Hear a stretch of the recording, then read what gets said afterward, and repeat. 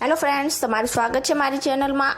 આજે આપણે બનાવીશું મમરાની ભેળ। તો જ્યારે પણ સાંજે હલકી ફુલકી ભૂખ લાગે તો આ રીતે ફક્ત 5 જ મિનિટમાં એકદમ ઝડપથી તીખી, ટેસ્ટી અને ચટપટી ભેળ બનાવી શકો છો। તો ચાલો બનાવવાનું શરૂ કરીએ। રેસીપી પસંદ આવે તો વિડીયોને લાઇક કરજો, વધુમાં વધુ શેર કરજો અને ચેનલને સબસ્ક્રાઇબ જરૂરથી કરજો। તો હવે એકદમ ટેસ્ટી અને ચટપટી ભેળ બનાવવા માટે આપણે સૌથી પહેલા એક બાઉલ લઈશું અને તેમાં 2 મીડિયમ સાઇઝની કટ કરેલી ડુંગળી એડ કરીશું। બધી જ ડુંગળીને હાથની મદદથી એકદમ સારી રીતે સેપરેટ કરી લઈશું, એટલે તે મમરા સાથે એકદમ સારી રીતે મિક્સ થઈ જશે અને ખાવામાં પણ ટેસ્ટી લાગશે।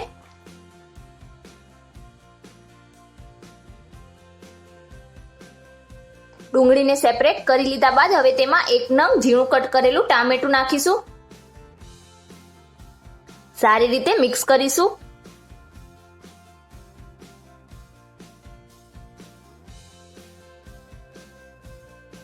મિક્સ કરી લીધા બાદ 2 ચમચી ટોમેટો સોસ નાખીશું।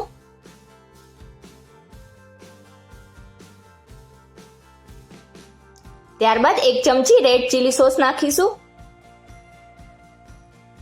અડધી ટીસ્પૂન મીઠું નાખીશું।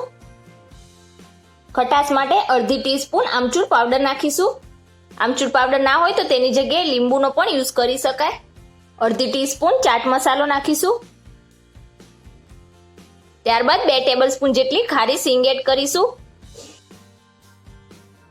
બધી જ વસ્તુને એકદમ સારી રીતે મિક્સ કરી લઈશું।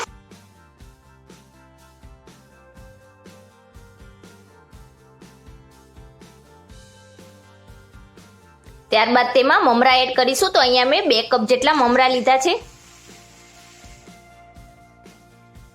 ત્યારબાદ ઉપરથી અડધી ટીસ્પૂન લાલ મરચું પાવડર નાખીશું। અહીંયા મરચું તમે તમારા ટેસ્ટ પ્રમાણે વધારે કે ઓછું પણ કરી શકો છો। ત્યારબાદ તેમાં 1 બાઉલ તીખું ચવાણું એડ કરીશું।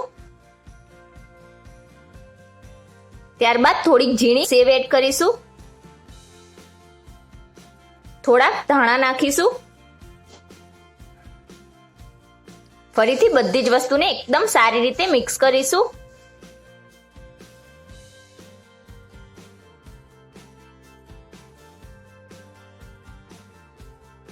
અહીંયા તમે આંબલીની ચટણી નાખવા માંગતા હોય તો તે પણ એડ કરી શકાય।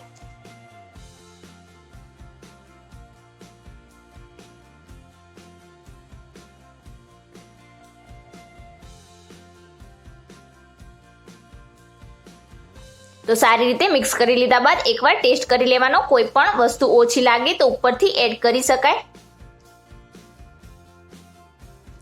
તૈયાર છે એકદમ ઝડપથી બની જાય તેવી તીખી, ટેસ્ટી અને ચટપટી મમરાની ભેળ। આજની રેસીપી કેવી લાગી એ મને કમેન્ટ કરીને જણાવજો।